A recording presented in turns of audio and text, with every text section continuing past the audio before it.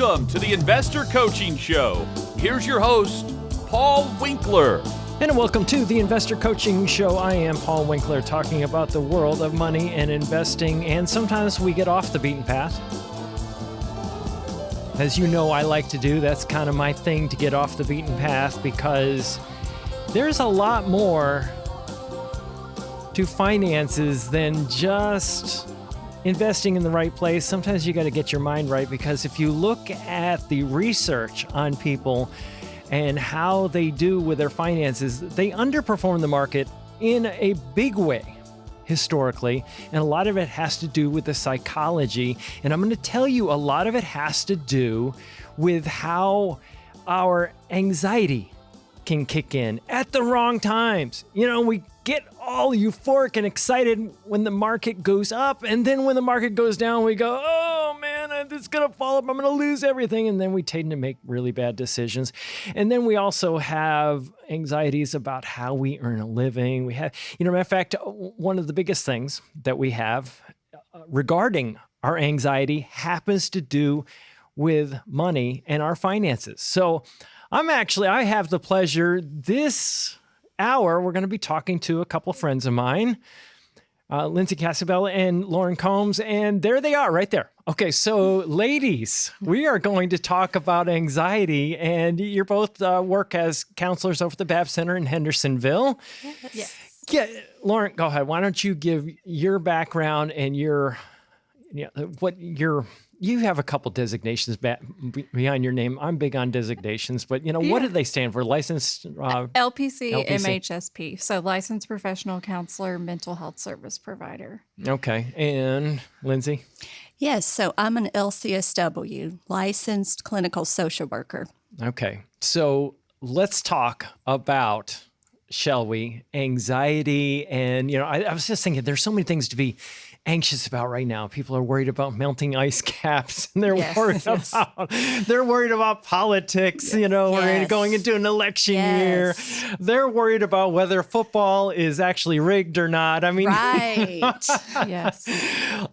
So define for me, either one of you that want to take this, define for me what anxiety is and what it leads to. And how prevalent is it? Something that you see? Do you think it's the number one thing that you see in your practice that people come in with? Yes. Definitely. Definitely. And actually, I was looking earlier, and statistically, it is the number one mental health diagnosis. Yeah. I think you're right. Because, with the little part-time stuff I do over there, I think that's what I see the most. Right. Lauren, how about you? Yes, absolutely. And I think it's a lot of that too is awareness, because how anxiety shows itself. And I think more people are aware of just the symptoms of anxiety now, and they can know that's what that is. Does that make sense? And so, from that perspective, a lot of people are starting to self-diagnose. They're getting out on the social media and they're self-diagnosing, and that's what I've got. That's another one. So we'll we may get. sure. Let's spend some time on that. I definitely want to spend a little bit of time on that as well. Okay, so define it for me. Kind of give me an idea of what anxiety is. I have my definition. I want to see what yours. My definition, just to throw it out there, is I have a fear of the future. I have a fear of what's coming.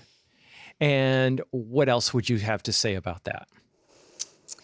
It's definitely that, but I would say there's a difference between fear and anxiety.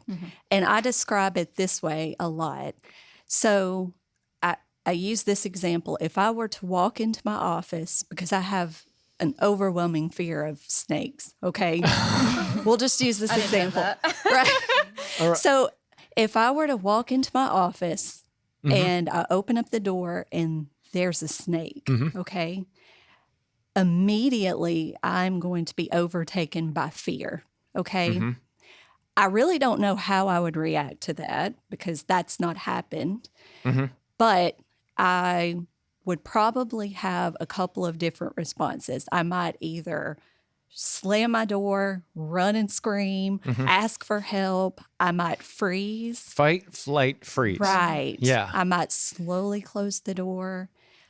But let's say you're there, Paul, at work. You're not really afraid of it. You come and you get the snake, you remove that perceived threat, and the threat is gone. And so what I might do is go back to work, calm down, and just kind of come back to a level place. So anxiety can be right in the present, not necessarily what's going to happen in the future, but in a way, I'm afraid of what that snake might do, and then what how it might affect me in the future in a way, I Right. suppose. But there's a little bit of both. Okay. But let's say that that's kind of fear, and I come back to that level place, and it doesn't really become, the anxiety kind of decreases. It doesn't really become anxiety. But let's say that I'm so shook up that I have to leave for the day, and I go home, and then I begin to think on it and think on it and worry. And then I begin to just think, what if there's more? What if that snake had baby snakes? Yeah, no, I think I love what you're saying there, Lindsay, Right. because, I think in terms of not only do I fear what might happen in a way, and you're saying that I just might be a little bit freaked out about it or Right. whatever term you want to use, but it's that I can't handle Right. what is coming down That's the road. right. And so then I begin to think on it, and it grows and it grows. And then the next day I might call in because I'm so afraid. Can't go to work. Right, Yeah. of that perceived threat. Even though I know that maybe it was removed, I'm so the fear is overtaken, and I begin to just think and think and think on it, and then follow that by my behaviors or my actions of I'm going to avoid it. Oh, so I like that. It's kind of like the rumination thing. I Right. remember somebody I was actually talking about anxiety, depression was saying that 100% of, the numbers, I mean, we can argue about that, but it was 100% of depression, anxiety is due to our self-talk. And the fact that we keep replaying these risks over and over and saying to ourselves, I can't handle it. I'm not going to be able to deal with this is the rumination part. So that's really interesting. So when we're dealing with these things, okay, what do you do? What are some of the things that you think about in terms of helping people with this? Lauren, what do you want to? It depends on the age group because I work with much younger kids than she does. Yes. Oh, okay. I work from 6 years old and up. So if I'm seeing a kid versus a teenager versus, a young woman, that's my general population that I work with. Not couples or anything like that. It really just depends. But a lot of learning about mindfulness, relaxation techniques, for little kids, I always want to let them know, like, the more education you have of what's going on in your body, what's going on in your mind, in your brain right now, when this is happening, it helps you separate from that big scary monster that it feels like. So a lot of the stuff, we talk about what is mindfulness? I mean, that's a term that maybe is lost on people. What is it? I think it can be different techniques that are used for a lot of people. Grounding, a lot of grounding, a lot of safe place. Now, safe place for some people is like, what on earth is that? The attachment idea. We have people. Is there somebody? And I think, Lindsay, you actually referred to that in just a second ago in a different way. Do I have somebody that's going to come in there and come to the rescue? Right. And do I know that somebody has my back and that can help me take care of things? A lot of people don't have that, but having somebody there with you. I know there was a study I remember where you had two people and they didn't know each other, and the one was there by the person's side and they responded to the threat completely differently than if the person had somebody that was there very familiar to them right by their side. So that's comfort. yeah. If you have somebody that and they actually measured bodily, how your responses were to threats. So I think it's really important. I think that leads to thinking about how much we have people around us and making sure that we are surrounded with people and that we have a support network. Yes, absolutely. definitely. Because people are isolating nowadays more and more. right, You want to talk a right. little bit about that, how we just don't have that. Have you found that as people get older, or is it in general that people are isolating more? I think COVID too really did Right. a number on not only kids worrying about, they already have those pressures of friends and everything, but that doesn't go away when we grow up, right? Yeah. We still can struggle with needing community, obviously. Mm-hmm. But I think COVID really did a big number on a lot of anxiety Right. and Right. also people feeling like they're connected to others. And then we have social media too. That's a whole other way people feel connected, but then Yeah, but very disconnected at Correct, the same correct. time Right. Yes, because yeah. it's fake connection Right. in so many different ways. yeah. Yes. Now, you mentioned, Lauren, you were talking about feeling it in your body. As some people have stress and they don't recognize that a lot of the bodily, a lot of the diseases that we have. I was blown away by, ACEs, adverse childhood, yes, yes. The higher experiences. your score, yes. And diabetes, heart disease, Yeah. cancer, Right. tumors, and those types of Right. things. But talk about a little bit more what you're talking about when you say that. Where do you express it, and why does that matter if you recognize that? Why does it matter for you to actually identify? Whoa, where am I kind of feeling this stress?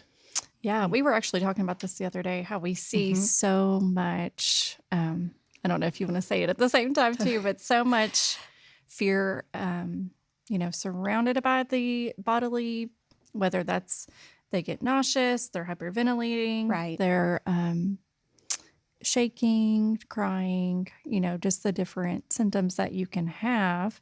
But we were talking about how common we've been seeing a lot of the fear of throwing up or people who struggle with anxiety, Right. just having that. The That's the fear. body, The Right. mind-gut connection. mind and gut. Yes, exactly. And Yeah. the fear of the actual body sensations Yes, of yes. anxiety. Which no one wants that, right? Right. I mean, So they fear it, and then it's kind of like I heard somebody talking about anxiety the other day, and I thought, and this sounds like maybe what you're saying is sometimes what we do is don't think about it, don't think about it, don't think about it. And what happens when you say don't think about the thing that you're fearing, yeah, your brain says, "Ooh, this must be really bad." yeah.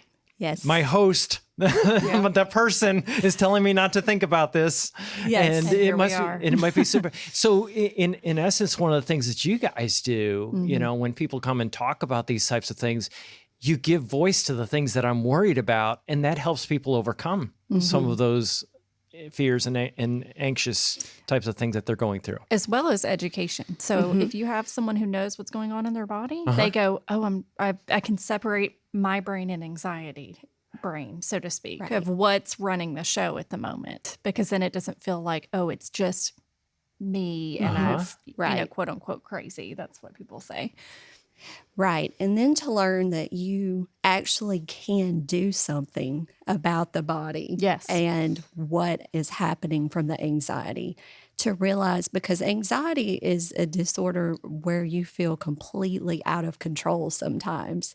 And so just helping someone to understand and take back some of that control that there is a very neurological piece to anxiety, but there are parts that we can control and work on How? through I got to know how.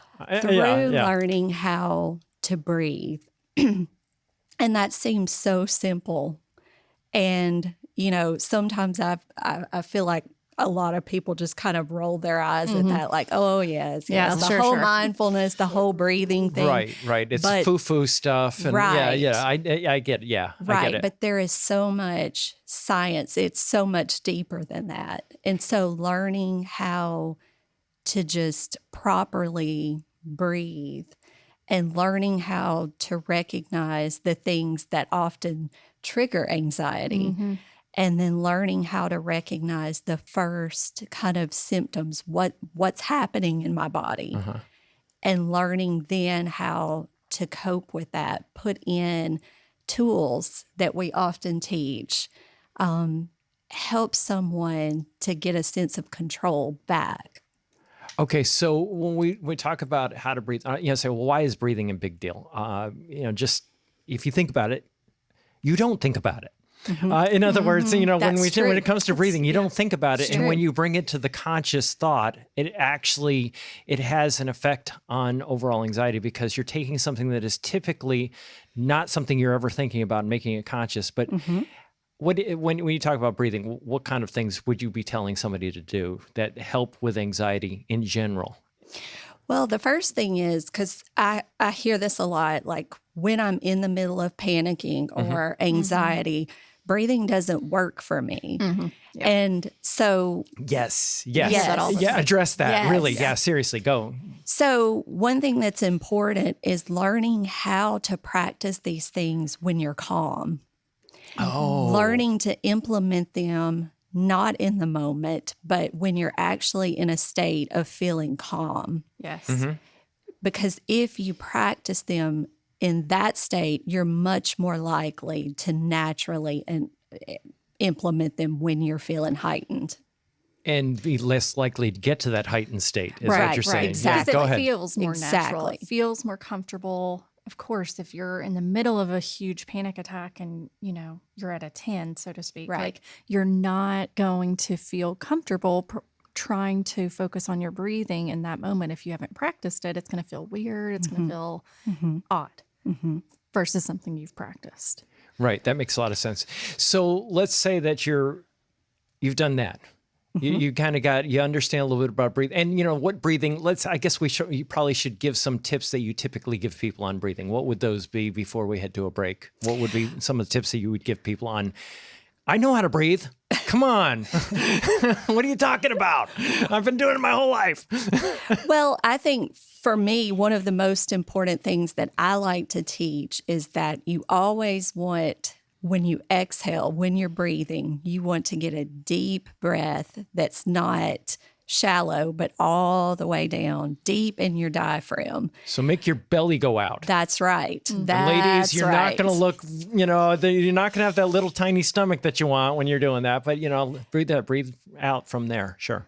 But one of the important things is the exhale needs to be longer. You want that to be slow and much longer. Yeah, and I think about that as you say that. One of the things that I've had people do is challenge the things that they are anxious about, the things that they're thinking about, the negative thoughts. Start Yes. to challenge that. I'm sure you guys do that. Yes. What does that look like? When you just give me an example of how you might have somebody challenge something. Coming from a therapy perspective, like using CBT, or are you wanting me to break that yeah, down? let's use CBT. Yeah, Okay, cognitive okay. behavioral therapy. How do you Yes. challenge them? Yeah, for sure. Yeah, Yes. let's use that as an example. So a lot of times I like to, again, depending on the age that I'm working with, I love to go through, okay, let's say it's a teenager or a young kid. I like to go through and go, okay, let's get a list of the things that really trigger your anxiety. What is a 5? Have them write it down. Right. We Number kinda- one, yes. and then have them do a ranking of it from 1 a to scale 10. of 1 to 10. 1 okay. to 10. So then I know, hey, when you were talking about this one situation, is that a 5? Is that a 7, 10? Where are you at with that? That helps me to know no one else is in their shoes but them. What is their ranking of that? How much fear is coming up for them, anxiety and panic? So come up with the thing that you're worried about, Yes, and yes, let's say if it's a listener and they're thinking, I'm worried that the stock market is going to crash and I'm going to lose all my money and I'm going to be living under a bridge someplace. So to me, let's use that as an example, because people do generally worry that everything is going to fall apart. They're going to lose all their money. fortune telling error. Yes, Right. that's that thinking. Yeah, go. Yes. So Yes. so you would walk them through it how? Do you want to go with this one? Or do you want me to go with it? Because gonna say, I may just let me just start you off, because I don't want you to walk into how the market works. But what are number one, I would think of what are the odds of this thing that I'm worried about happening? What would it take for that to happen? And I'll give a practical example. I don't know if you guys come up with anything else, but when people worry about the stock market crashing, I go, okay, so you own 30,000 stocks in your investment portfolio, and you're worried about 30,000 companies all around the world, in every country around the world, simultaneously going bankrupt. And if they do, that means earnings have gone away. If earnings go away, then taxes go away. If taxes go away, then the government goes away. And if the government goes away, then the FDIC goes away, and your CDs are worth nothing. Connected. But you see where I'm coming from? Yes. Yeah. So give an example from your world, what you would do with somebody that is maybe worried about something else. like maybe a teenager that's worried about failing a test or something like that. How would you walk them through that fear and that anxiety about their possible not being able or failing out, and then what happens next, and go through that? Right. No, I love that point you made. I like to go through, like, if it's a teenager struggling with that, to almost desensitize by going, what's the worst that could happen? Right. And I know that sounds really simple, but you need to be also walking through a professional who knows what they're doing with that to help you with relaxation coping skills and helping you calm at that moment, to learn to do that, to use at home. Because if not, then your anxiety starts, the stock market's going to crash. It starts getting really high. And then I really like the word you just used, desensitized. I think is Yes. absolutely major. I agree. Go ahead, Lindsay. I agree, because one thing, I love CBT, but one of the parts that I love about it is somewhat the exposure part. yes. Yes. Yes. Yes. Yeah. Exposure. And just to give you an example, folks, so what she's talking about there, I'm afraid of spiders. So That's- you little by little, go ahead. That's right. So I go back to my beginning example of my snake. Okay. And so if I go home and I continue to just let that build and build and build, and I don't come to work the next day, Yeah. and the thoughts continue to just build in my mind. And then I end up just saying, I can't do this. I quit my job. Yeah, I can't go to work. Right. I can't go to work. Right. Then I'm just reinforcing that anxiety over and over and over. Yes. But let's say, I knew I should have been scared of that. that's right. Let's say I do it afraid. The next day I get up. I may be very worried about opening that door. But I go in, I sit down. I may be very hyper vigilant the rest of the day. Right. That, On edge. yes, on edge. Uh-huh. But I make it through that day.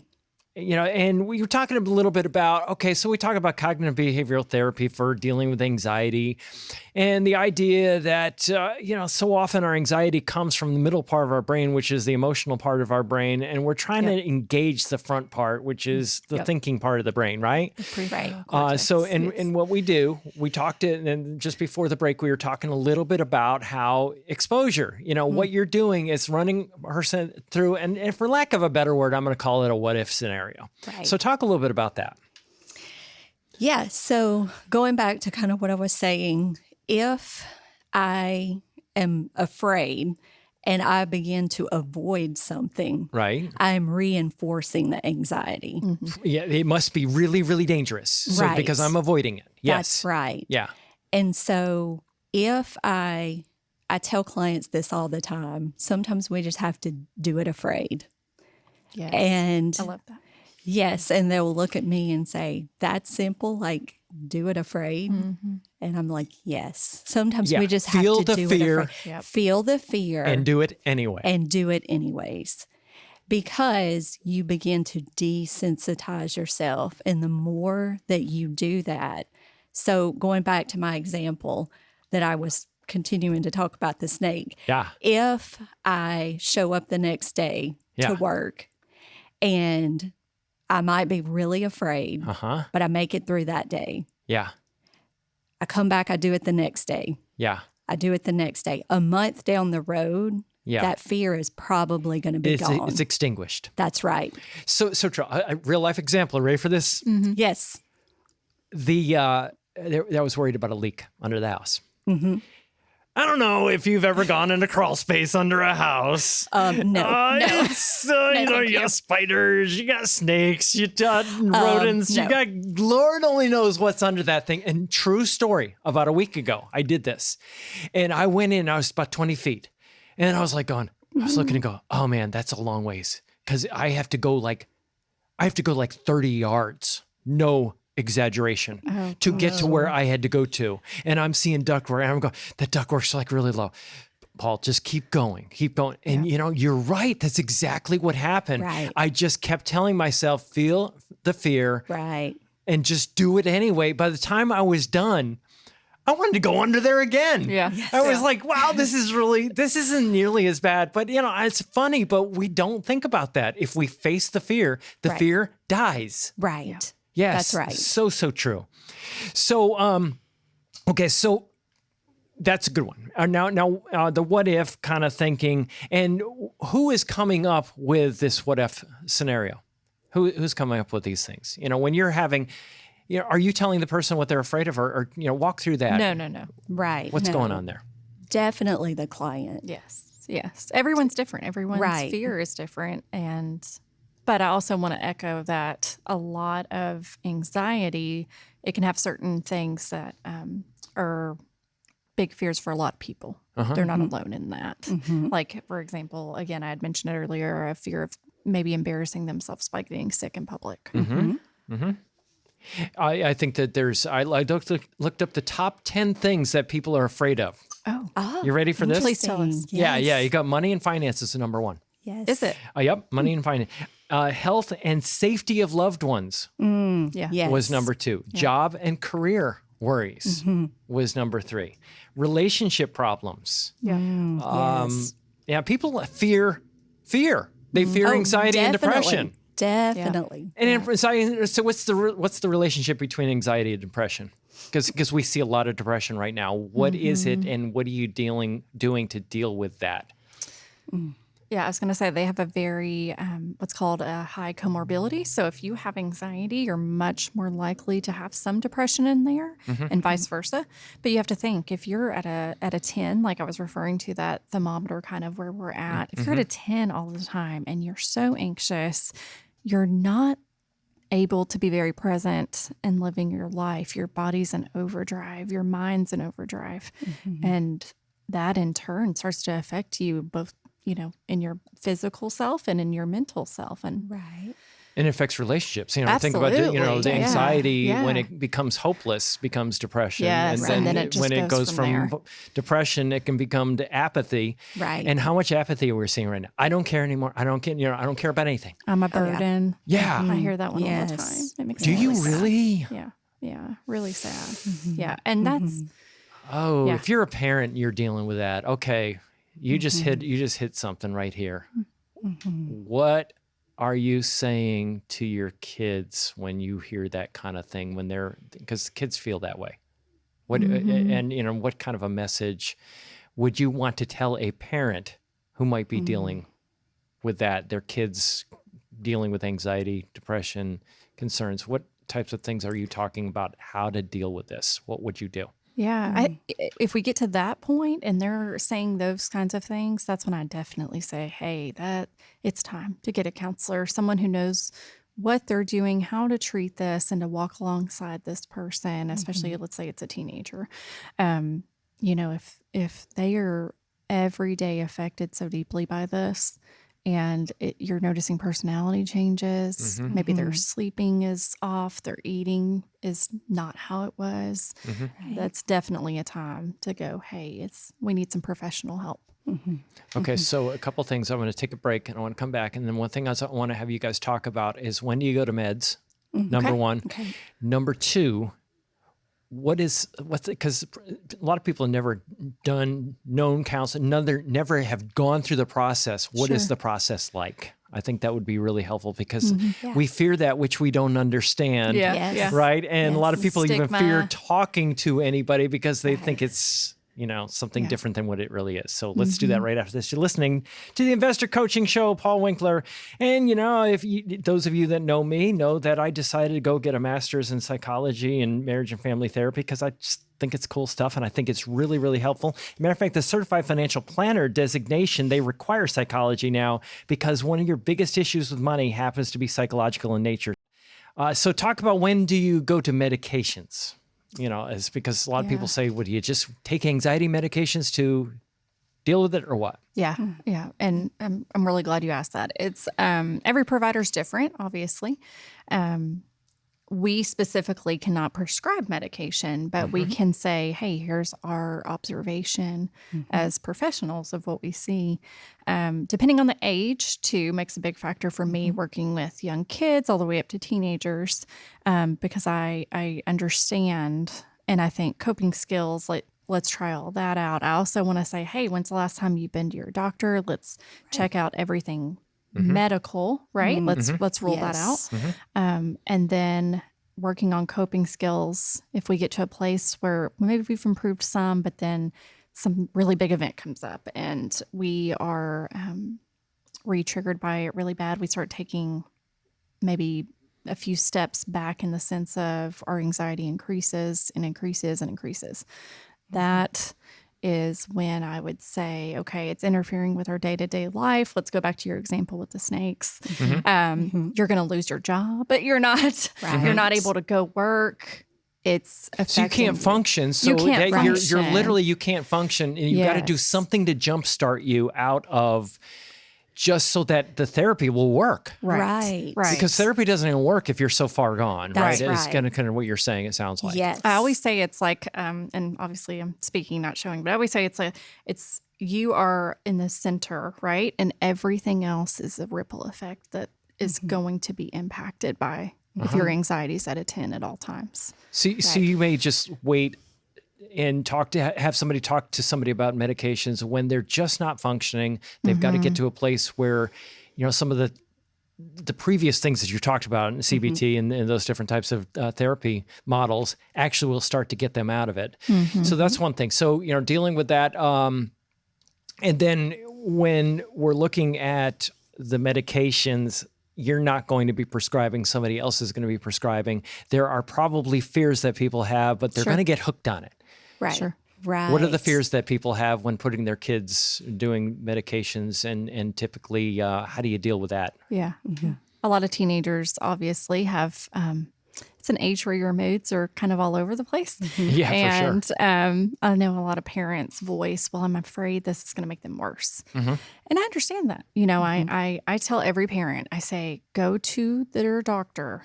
If we've ruled out medical, if we've done coping skills, we've tried what we can do, go to your doctor and just ask them questions, specifically about medication. Your fears, sit down with them because you have the right as their parent to make sure that they're safe. But we have seen, obviously, research shows, especially for anxiety, but therapy along with medication together can be so life-changing. So maybe just a short-term thing, and that's why Sure. you actually do it, is because it's very short-term. It's just to jumpstart them is the word I'd like to use, just to get it going. It's To like get you don't us leave back to you don't your leave office. That's yeah, right. you don't leave the That's cables. You right. don't leave the jumper cables on the car forever. You just put it on there for a short period of time. You take them off when the car is started, and you're good. You don't have to. Yeah. So that makes a lot of sense.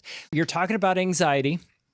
We're talking about how do you deal with that, what it is. We talked a little bit about things that people are anxious about, and then talked a little bit about exposure and all of that good stuff. So what are some other tips that you guys want to talk about for things that you tell people to do when they're dealing with anxiety? What are some of those things?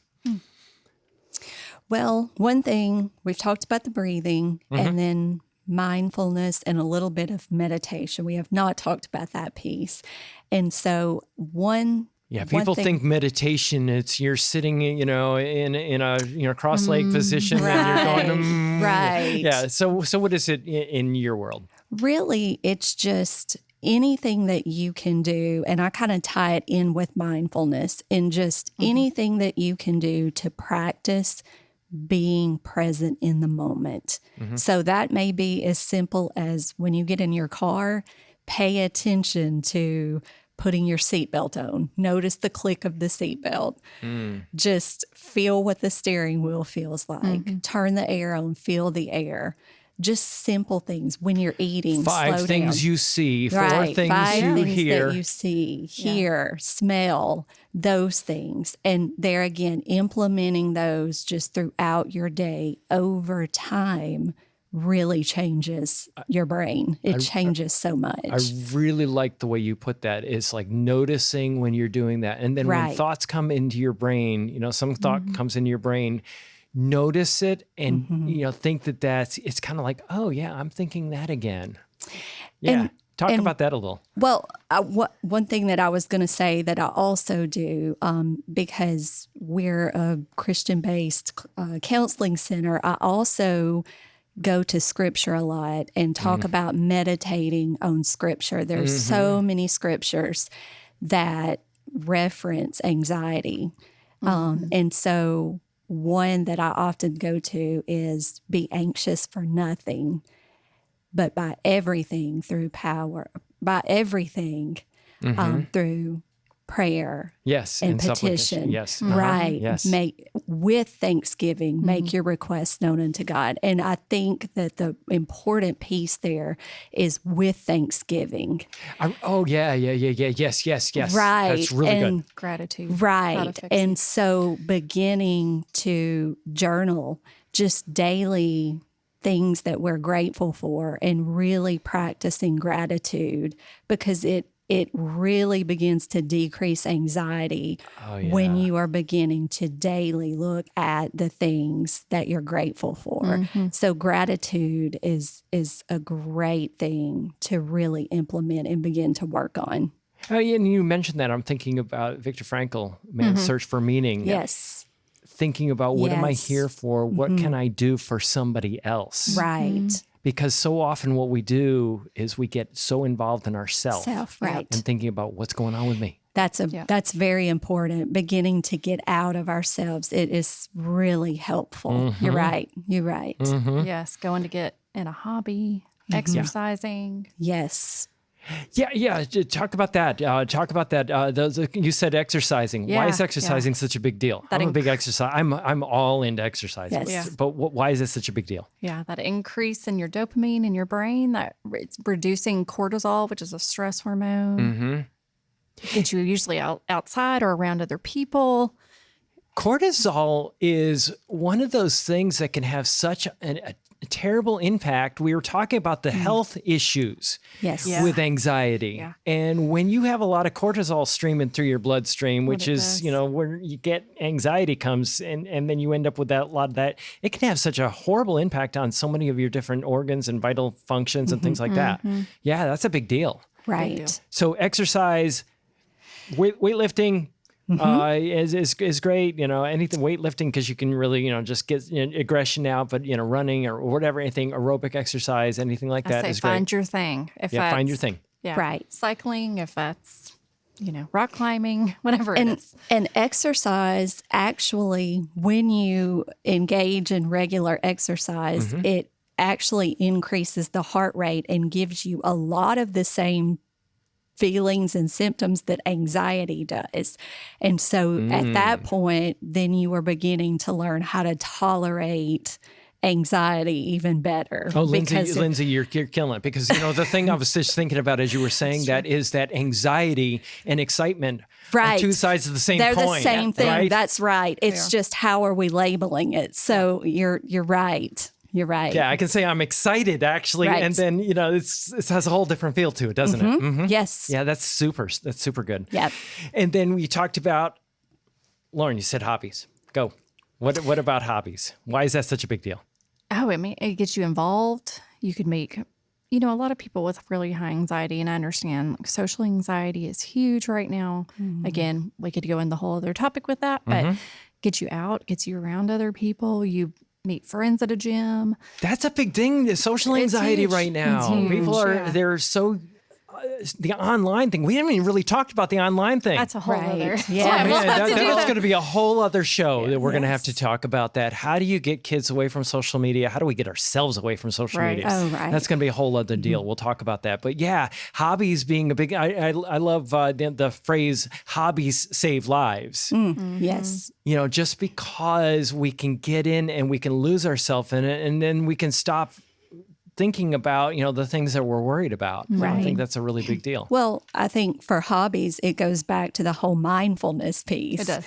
Because when you're engaging in a hobby, you're fully focused. Your attention is on that, and it has that calming effect. All right. Wow. Yeah. So I'll tell you what, we could have gone for another hour. Easy. Yes. Yes. 2 hours, 3 hours, 4 Easily. hours. Oh, man. So Lindsay Casabella and Lauren Combs from the Babs Center in Hendersonville, Tennessee, and they are two phenomenal therapists. And we didn't even get into some of the stuff that you guys do, which you guys do some really specialized work that I just go, whoa, what is that you're doing? It's really, really good. So, if you want to look these ladies up, you can go to babscenter.org is where they are, babscenter.org, and you'll see their pictures there. As I said, it's Lindsay and Lauren. And, the thing that you can do is just, you call up there and you see if they, availability on the schedule. We talked a little bit about therapy. What is it? It's not that scary. Right. You walk in, you're hanging out with somebody, they're just finding out who you are, your backgrounds, because history doesn't repeat, but it rhymes. You look at, your family history, and then you get to talking about things, and you can share stuff that you don't get to share anywhere else. And it's really super helps people get through these things. So I just wanted to introduce my audience to them. Lovely having you here. We'll do this again. Thank you so much for having us. All right.